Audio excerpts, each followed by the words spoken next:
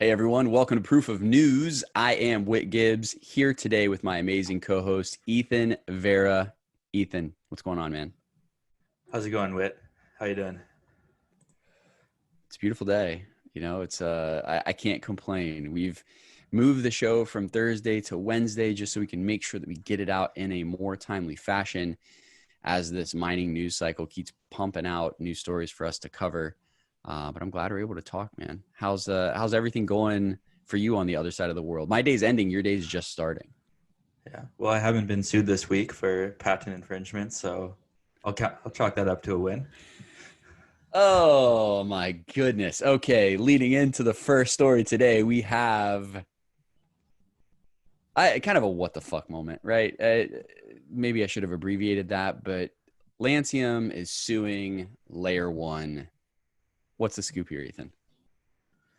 So Lancium, a Texas-based mining operation backed by SBI, the Japanese mining giant now, uh, they basically have been working on some like controllable respond demands technology that we've talked about a bit on previous Proof of News episodes, where they respond to the ERCOT system in Texas and can allocate energy as needed to the grid and to miners on a more profitable basis. They're now suing Layer One, who's also doing something similar, and has been pretty pivotal in their marketing. I know Alex Legal was on the podcast with you talking about it a month or so ago now. And so they're suing Layer One for using that similar technology, kind of suing them in for patent infringement. And so that's kind of the current situation. It's the first offensive patent that I've seen, at least in my time, in the public mining space. I'm at a loss here, if I'm honest. This situation is disheartening. Obviously, business is business, and lawsuits are going to get filed, right? It's inevitable that as the industry progresses, there will be lawsuits that are filed. This particular one strikes me as odd, and I will need to review the case in more detail if ever that information is made truly public. But it just seems like a bit of a publicity stunt from what I'm seeing. I don't. Is there merit to these claims? I'm definitely not an expert in patent law, but from everyone I've talked to, there's not just Layer One that's doing this. It's multiple companies that are also trying something similar. And so I guess the question comes down to whether this is patentable technology and whether those patents will hold strong. I think from conversations with some of the other miners in Texas that are doing this and elsewhere, it seems like this technology is pretty widely available. And I think some of the people we've talked to have thought that you could build a program like this in a week. So I'm uncertain whether it'll hold. I definitely think that it is beneficial on the marketing side, or at least was meant to be. And so I think it's probably more focused on that, but it's hard to say. So it's beneficial to them on the marketing side. How about to the mining industry on the opposite end of this spectrum here? I mean, there's not really anything less cypherpunk than filing a lawsuit. Obviously, the open source nature of Bitcoin is the antithesis of patents, right? So how does this all impact the industry? Like defensive patents are now going to what have to be filed by everybody for everything that they do? Is that the state of the industry that we're getting into now? Is this the next cycle? Is just lawyering up and spending a buttload of money that most of these companies don't have to figure out how to protect IP? At least the North American companies, right? If you're in China, I don't think you really care. Let's see, like Lancium try and sue someone there for patent infringement. It just wouldn't work. So I do think that you're right. Like defensive patents are now going to become the norm. Like Luxor, my company has never filed a patent before, but now we're already starting the process for 3 different patents because I don't know if in 2 years somebody's going to come and do a technology that we've already been doing and then try and sue us for doing like something that we built. So I think it's important that now companies take this as warning that there are potential lawsuits out there and that you should try and create some defensive patents. Don't use them offensively, but definitely protect yourself in the case that something like this comes after you. case that something like this comes after you. I'm baffled by this. I really, it's weird to me that this is how things are shaking up. Obviously, with the controllable load response that I mean, that's what the patent is around, right? It's around the CLR, which my understanding is, like you mentioned, there are quite a few people using that in Texas. I didn't think there was anything novel that Layer One was doing. I mean, that doesn't make it bad, right? It's good for their business. I mean, why are we at such a competitive place now that they're just fighting? Like, what is their goal here? Like, what do they hope to gain from this situation? How do they plan to impact Layer One's business? Is there a way that they can impact Layer One's business by filing this, other than dragging them to court? Yeah. I think at its base level, like they do want to sell their software services. So Lancium does offer this type of software to people. And I'm pretty sure that they've already gone to Layer One and said, hey, want to license the software from us. And Layer One obviously turned them down because they have it in-house. So I think the financial gain is clear, at least from, Layer One, which is like, I need to go and, get these types of miners to use our software. And that's what Lancium's thinking. But if it's targeted at Layer One or not, I'm not certain. It's definitely an easy target because they're very vocal about what they do on Twitter and they're very open about it, versus other miners who are doing it but just like not publicly. It's also like key. It's a key pillar in Layer One's business model. When Alex Legal was on your podcast, he's talking about like vertically integrating the whole stack. Mm-hmm. Chip production is obviously a huge part of that, but also this like controllable load is like another big part of like their value prop. So it's like attacking a very fundamental piece of it. Well, that makes it clear then. It will be interesting to see how this shapes up. Hopefully this isn't settled. I'd like to see this fought. Like I'd like to see this, I guess, Layer One is well capitalized. Lancium is well capitalized. So if this needed to be a drawn out process, I'm sure that both sides could afford for it to be, not that they would want it to be. God, man, I don't even know. Like, I don't know what to say to this. Like, seeing this report get filed, seeing the press release, which to me, a press release on a lawsuit just screams, look at me, right? And fine, right? Now I hope that the rest of it can be just as publicized as it started. Like if you want to make the start of it this public and you want to come out and you want to talk about it, which is fine. I'm not saying there's anything wrong with what Lancium's doing. If this is what they feel is the best move for their business, I am not a person to judge them for that. It strikes me as odd because of the industry that we're in and the fundamentals that basically Bitcoin is built on, but business is business, and I understand. Hopefully the rest of it plays out as, with transparency, and we're able to see this thing through to the end and, experience every step of it with these guys and understand, what the motivation was behind it and how the courts are going to view this. I think that's critical. So I don't know. Any final thoughts on this? I agree with you. I want to see this, go all the way to court and fought, SBI versus Teal backed. So I think they're, two pretty well capitalized, like you said, players in the space. And this is a really important technology to the future of Bitcoin mining. So having Layer One, defended in some capacity, I think is a good thing. Yeah. And hey, look, if Lancium comes out on top, and I'll be the first person to eat my words, right? So I'm just eager to see how this goes. Anyways, moving on from this, take it a little bit lighter now. What are we talking about next, Ethan?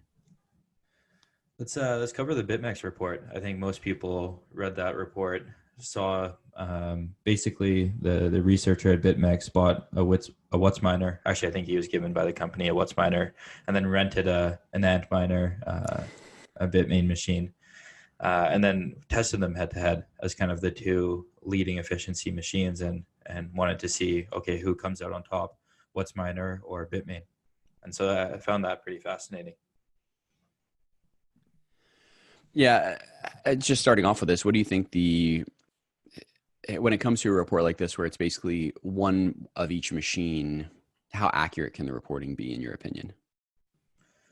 Not that accurate. And that's the unfortunate part. I think the bigger takeaway I got from this is like his process of going through. I think his methodology was pretty good, and it allows you to think through how you could test machines head to head. But like you said, if you're only testing on one machine, you and I both know there's so much variance in each machine Right. that it's really hard to come to any solid conclusion, especially if we're talking about a couple percentage points, higher efficiency or higher terahash. Like you can't really make that call on one machine alone. Yeah. I mean, there are so many things that play into it. So the Antminer that was rented, did he have that in his possession physically, or was that just something that he was running at a facility elsewhere? That I don't know. I would assume that he had it physically, but uh, I'd actually have to double check that. I've heard that this BitMEX research team is actually just one guy, and he's probably, in my opinion, the best researcher in the world if that's true, because the amount of quality content that he puts out himself is insane.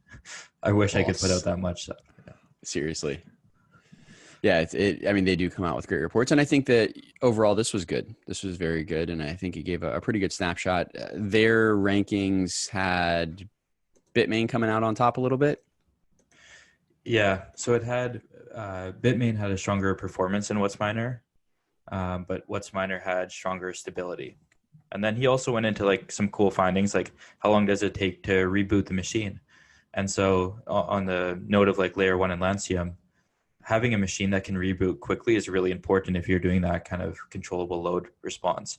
So in his test, I think WhatsMiner took like over 20 minutes to reboot versus the Bitmain just a few minutes. So that's another important factor depending on, how you're using the machine and if you constantly need to like be up and down.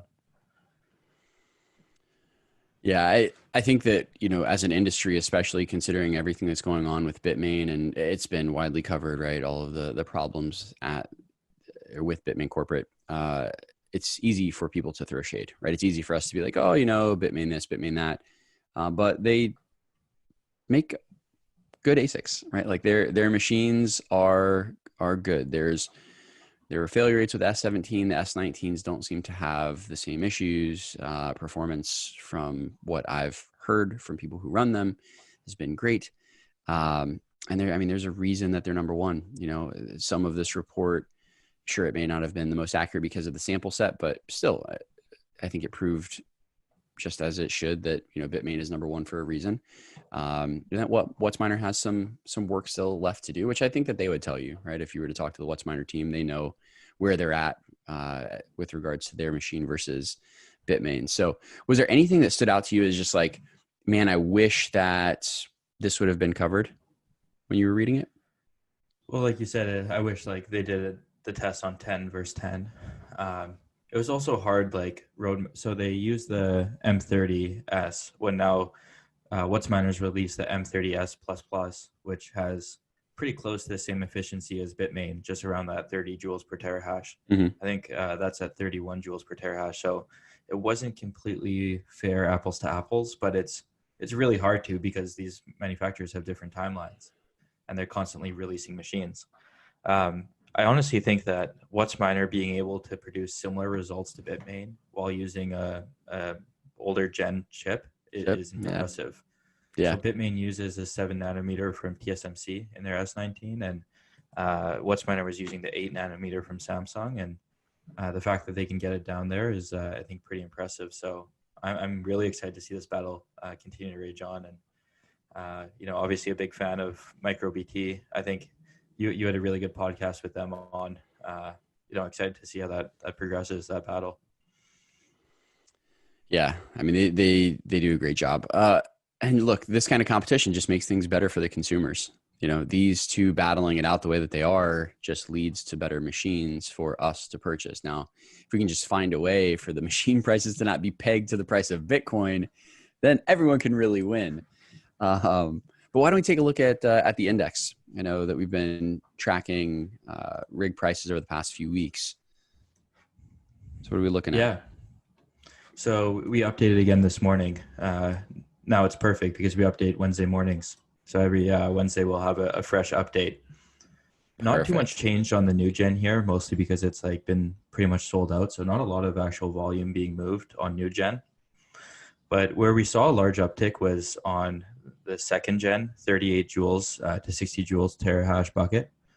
We saw a pretty big gain there. That's about a 9.5, 10% week over week increase in the price of those machines.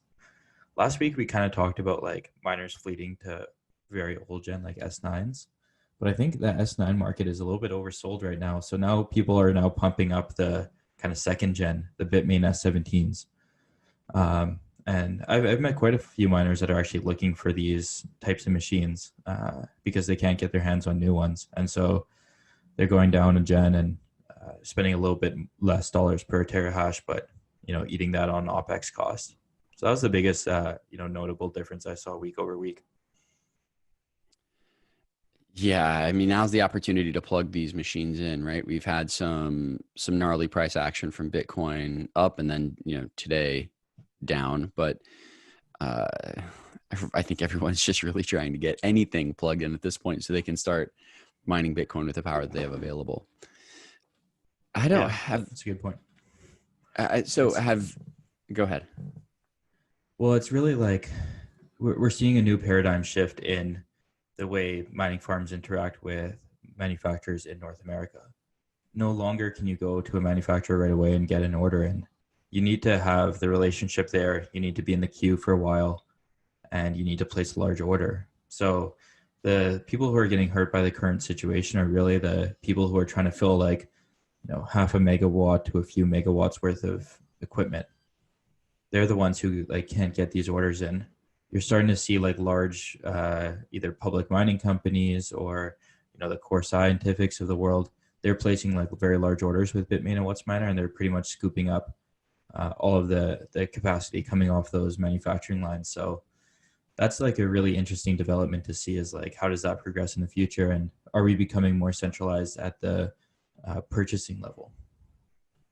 What about distributors? I mean, are the distributors, because I know like okay, there's Core Scientific and some in the United States that are, I mean, maybe hoarding isn't the right word, but they're aggressively buying everything that they can as soon as these machines are coming off the line, as you mentioned. But there are distributors in China that are doing the same, correct? So, I mean, does it all really come down to the relationship with the manufacturer if you're mining at scale, or if you have someone like an agent in China, is it same? Same, but different. Uh, I'm honestly not sure. I wish I knew more about the Chinese landscape in regards to how the secondary markets there work. I've asked a lot of people, but I haven't experienced it firsthand. Um, what I would say is that like even somebody like, let's say SBI, for an example, they're a pretty big player in the space. They have a massive balance sheet, if not arguably the biggest. They're obviously looking at getting involved in more ways into the mining financing business. Um, it may take them a while to get in the queue, regardless of your balance sheet. Like if you haven't historically been in the queue for these manufacturers, you may be blocked out for a certain period of time. Um, and so people like Riot and Marathon Group, who just announced machines, I think they've for a long time been in the queue. And so uh, I don't know about the secondary markets in China really, but I think it's going to be defined, like at least in North America, by these relationships. When new manufacturer, right? I think Christy Lee Minahan floated a tweet earlier today about a new ASIC manufacturer, and super vague, no details really to be shared. And I'm hoping that something comes out soon. It's a nice tease though to start the day. I don't know. Like you'd think that something like that would be all over the place. Like we'd hear that somebody was in the process of getting one rolled out. So, man, we could use it right now. Anyone that could release one that would sell like crazy. I know there was plans for one that I'd heard actually it's probably a couple of months ago, but I haven't heard anything since. It actually was released by accident in a Wadham newsletter, and then nothing. I didn't hear anything past that. So I don't know. I know everyone's got to be focusing on it. It's a huge area of opportunity, right? There's so many people that need machines to mine. The demand is there. It's just about can you provide something that's going to work and be readily available? So I don't know. Yeah. Was this to do with like Scott Alford's machine that he's been talking about? Yeah. Yeah. So, I mean, in all of these weird Telegram chats, you'll have the people, for anyone who's watching this, it isn't, in Telegram all day long. There's been some elusive comments about, this machine that's going to come out, and it's going to have, there's going to be 50,000 units of capacity, manufacturing capacity on a monthly basis. And it's going to be able to compete with I think the S19s is what they stated.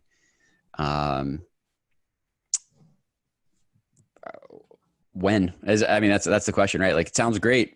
Where is it? Let's do it. I think everyone would want to try it at this point. So when machine, we'll see. I mean, I would assume, like, Scott's not a dumb guy. So for him to, be talking about it in a public channel like that, there's got to be some substance to it, but it's going to have to be proven. And I mean, miners are fucking savages. So I hope whatever they release is actually good.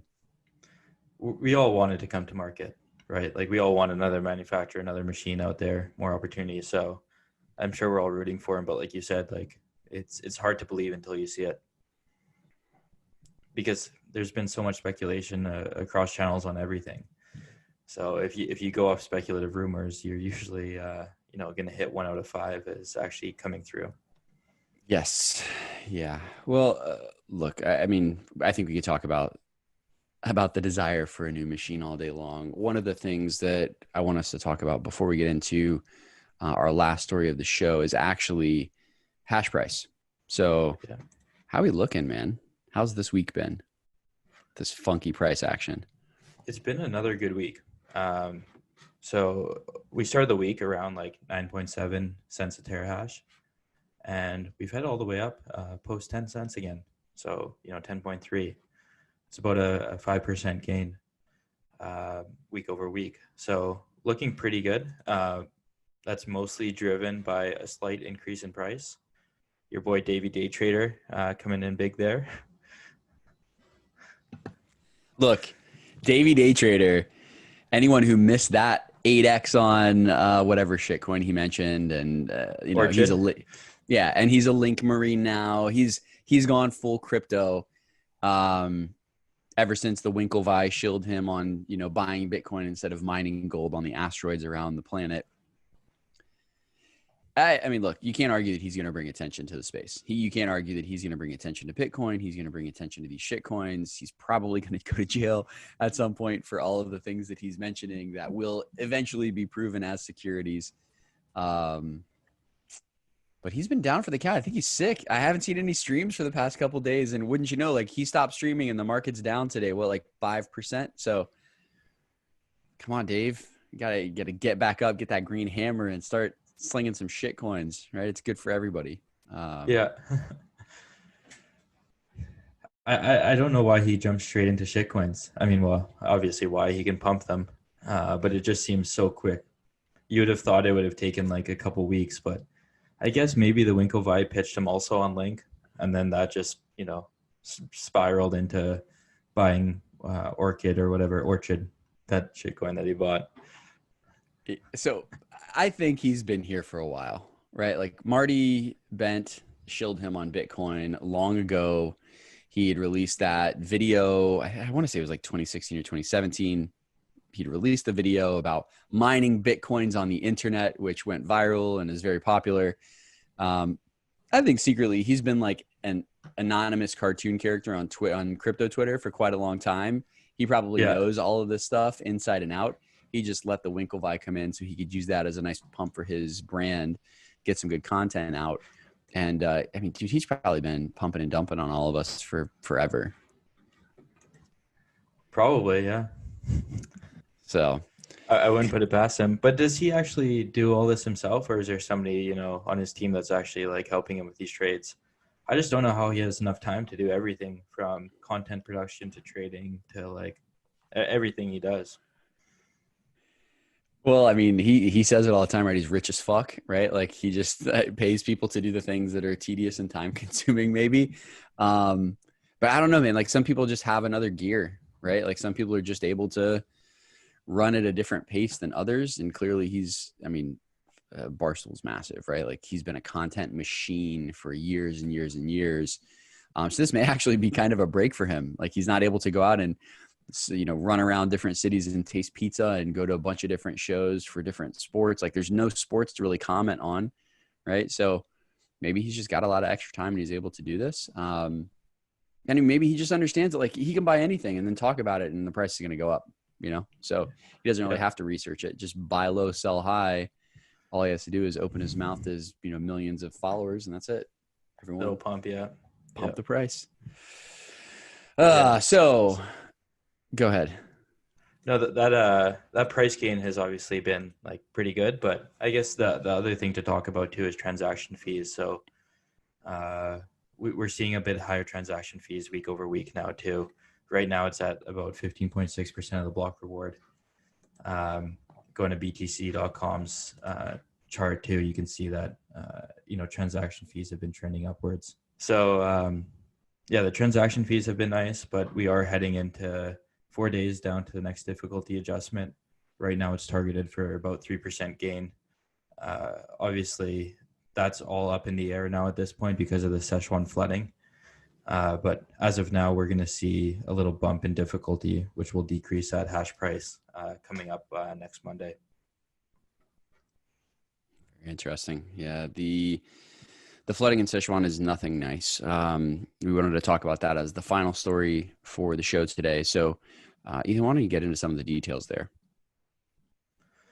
We've talked about flooding before on this show because in relation to the Three Gorges Dam and the rainy season they're having there, the flooding has continued pretty significantly, especially in central China in the Sichuan province as of late, and that's had some pretty big impacts. It's actually been the highest flood level, recorded in history of China, and apparently in some areas it hasn't been this flooded since before 1950. So it's definitely not the norm, what's happening right now, and it's an event to watch for. Obviously, there's catastrophic human, casualties involved in this, like people having to move out of their homes, losing their property. So don't want to downplay that. But from a mining perspective, there's also a huge impact.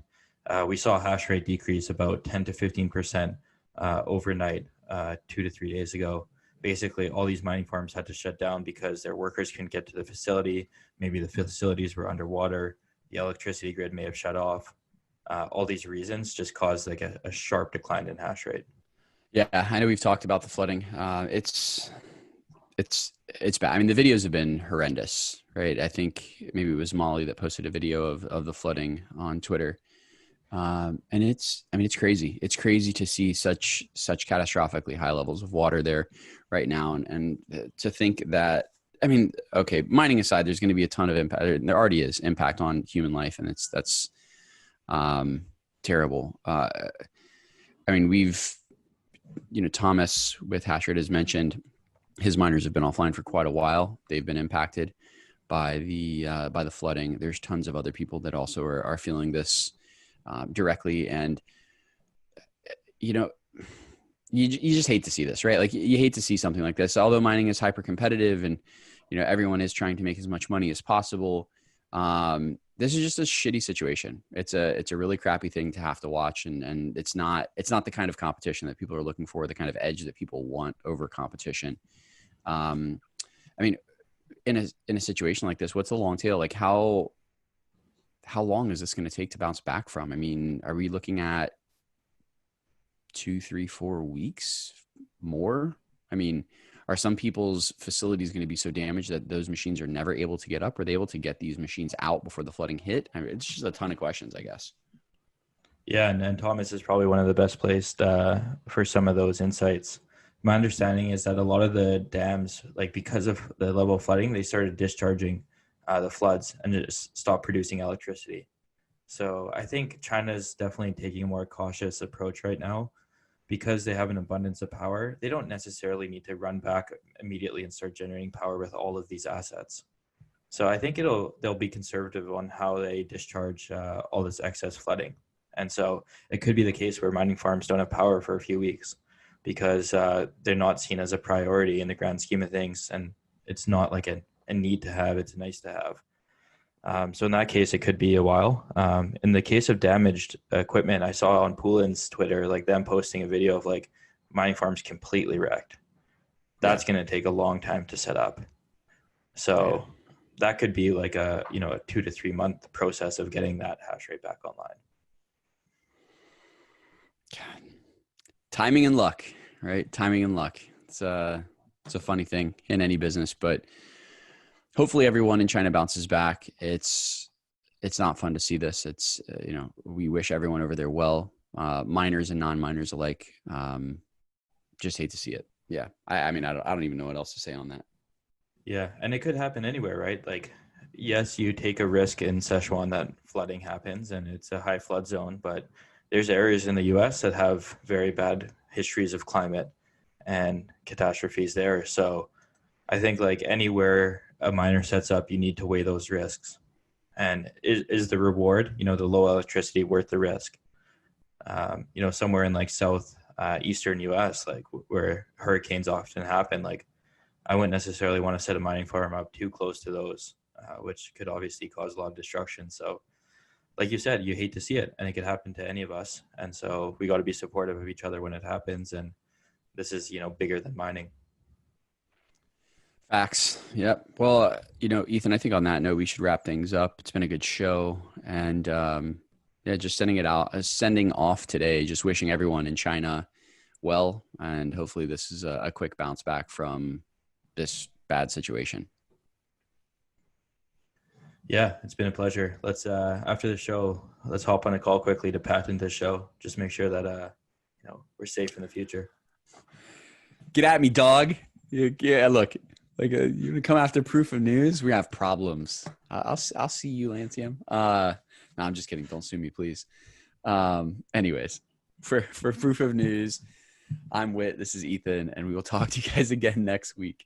Take care. Thanks for watching this episode of Proof of News, a Hashrate TV production. If you enjoyed this video, please consider liking, sharing, and subscribing for more great content like this every day of the week. In addition, feel free to leave a comment below and let us know what you'd like to see discussed on the next episode of Proof of News. We'd love to hear from you. Also, if you head over to hashrate.com, you can sign up for our free weekly newsletter, Difficulty Adjustment. Every Wednesday morning, we provide you with the latest news and information on Bitcoin, cryptocurrency, and mining. Plus, each week, one newsletter subscriber will be selected at random to receive a free Ledger Nano S cryptocurrency wallet. So go ahead and sign up today. Who knows? You may be the next lucky winner. Want more from Hashrate? Follow Hashrate TV on Twitter. It's the easiest way to keep track of our newest content all in one place. That's at HASHR8_TV. Thanks again for watching, and we will see you very soon. Please remember that all content appearing on this or any other Hashrate channel is strictly for informational and entertainment purposes only. You should not construe any such information as legal, tax, investment, financial, or other advice. Consult a licensed financial advisor before investing yours or anyone else's money.